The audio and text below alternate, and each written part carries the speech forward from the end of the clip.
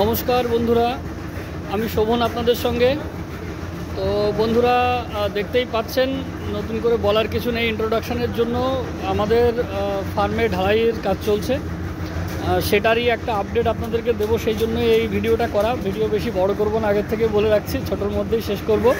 তো টোটাল ইনফরমেশানটা আপনাদেরকে দিয়ে রাখি কি কি হচ্ছে আজকে।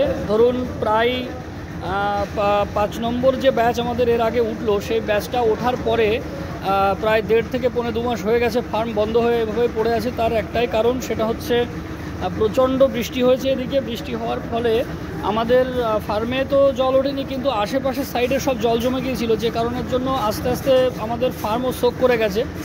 পাখি নেওয়ার জন্য বালি ফেলা ছিল, তো সে বালি মানে যখন আমরা ফেলেছিলাম তখন তো শুকনো ছিল যতটা, তারপরে শুকায়ও তো নিয়ে উল্টে আরও বেশি ভিজে গেছে।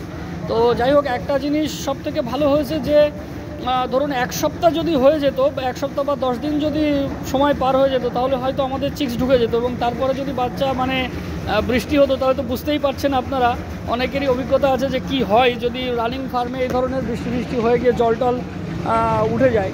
তো যাই হোক, যার জন্য প্রায় এতদিন ফার্ম পড়ে থাকার পরে আমাদের আজকে ঢালাইয়ের কাজ চলছে। ঢালাইয়ের ব্যাপারে একটু আপনাদেরকে বলি। 3600 স্কোয়ার ফিট জায়গা আমাদের, আপনারা সবাই জানেন।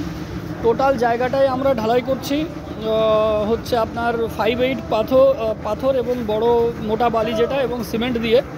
তো এই সাইডটা হয়ে গেছে, অর্ধেকের বেশি অংশ হয়ে গেছে, সকাল থেকে শুরু হয়েছে, আর বাকি আছে এইটুকুই। দেখছেন মিস্ত্রিরা কাজ করছে। আপনাদেরকে যতটা পারি ইনফরমেশান দেওয়ার চেষ্টা করি, কি হয় কি না হয়। দেখুন, অনেকেই একটা প্রশ্ন করেন আমাকে যে দাদা মেঝে কি ঢালাই দিতে হবে। দেখুন, মেঝের ঢালাই দিতে হবে এরকম ম্যান্ডেটারি আমরা কাউকেই বলি না, কিন্তু যদি প্রয়োজন হয়ে পড়ে তখন ঢালাই দেওয়া ছাড়া আর কোনো উপায় থাকে না, যেরকমটি আমাদের ক্ষেত্রে হয়েছে। যদি আজকে এই প্রবলেমটা না হতো, তাহলে হয়তো এই ঢালাইয়ের কাজটা আমি আরও 6 মাস পরে গিয়ে করতাম, সামনের সিজনের, বৃষ্টির সিজনের আগে হয়তো করতাম। কিন্তু এমন পরিস্থিতি হয়েছে, অলরেডি 1.5 মাসের উপরে হয়ে গেছে আমাদের ফার্ম বন্ধ হয়ে পড়ে আছে।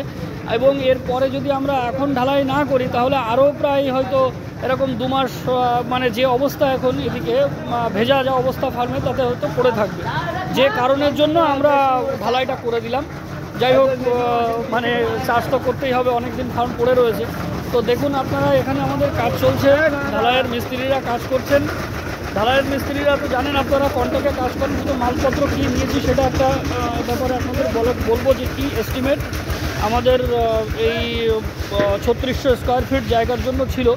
সেটা হচ্ছে এই যে পাথরটা, এটা 5-8 পাথর আমরা নিয়েছি হচ্ছে 5 ফুট, আর এই বালি, এটা মোটা বালি, এই বালিটা আমরা নিয়েছি হচ্ছে আপনার 4.5 ফুট। 4.5 ফুট বালি, 5 ফুট পাথর, আর সিমেন্ট, এটা দেখতে পাচ্ছেন 100 বস্তা সিমেন্ট। এর এস্টিমেট মোটামুটি আমাদেরকে কন্ট্রাক্টর দিয়েছেন, সেই অনুযায়ী আমরা নিয়েছি। এবং এতে কত কী খরচ হয়, কতটা আপনার এস্টিমেট লাগে, এই সমস্ত জিনিসগুলোও একটা জানবার বিষয়। বা অনেকে যারা কাজ করবেন বা ঢালাই করবেন ঘর, এরকম চিন্তা করছেন, তাদের ক্ষেত্রেও হয়তো আমি একটা ইনফরমেশান আপনাদেরকে প্রোভাইড করতে পারবো এবার, যে মোটামুটি এত স্কোয়ার ফিট ঘরে কত টাকা একটা এস্টিমেট আসতে পারে, এরকম একটা আন্দাজের কথা বলছি আর কি, যেটা সাধারণত আমরা অ্যাপ্রক্সিমেট একটা হিসাব করে থাকি।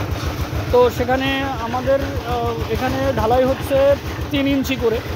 আমরা বলেছিলাম যে 2.5 ইঞ্চি দেবো, কিন্তু কন্ট্রাক্টরের কথা যে 2.5 ইঞ্চি দিলে একেবারে পাতলা হয়ে যায়, অনেক জায়গাতে মাটি তো, অনেক জায়গাতে পাতলা হয়ে যেতে পারে, তাতে অসুবিধা হতে পারে, যার জন্য ওটা 3 ইঞ্চি ধরেই করা হচ্ছে। তো 3 ইঞ্চি ঢালাইয়ের জন্য আপাতত এই হচ্ছে, কত খরচ হচ্ছে কি হচ্ছে না হচ্ছে সেটা আমি আপনাদেরকে পরে জানাবো। এবং মালপত্র আর নতুন করে লাগে কিনা, বা এই যা ম্যাটেরিয়ালস আমরা এনেছি তাতে হয়ে যায় কিনা, সেটাও আমরা দেখি। দেখার পরে অবশ্যই আপনাদেরকে একটা ইনফরমেশান আমি ফুললি দেবো যে কতদূর কী হয়েছে। আর একটা কথা আপনাদেরকে বলার দরকার, সেটা হচ্ছে অনেকেই আমাকে জিজ্ঞাসা করছেন যে আমাদের 5 নম্বর ব্যাচের যে জিসিটা কী হয়েছে। তো অ্যাকচুয়ালি জিসিটা শেয়ার আমি করিনি, তার একটাই কারণ, আমার এবারে জিসিটা একটু ভুল হয়েছে। অর্থাৎ অফিস থেকে আমাদের যেটা 8 টাকা 30 পয়সা ছিল আমাদের আমার হচ্ছে ইসি ফার্মের জিসি, সেটাকে 8 টাকা 30 পয়সার জায়গায় ওপেনের যে জিসি সেই জিসি করে 7 টাকা 30 পয়সাতে হিসাব করে ফেলেছে।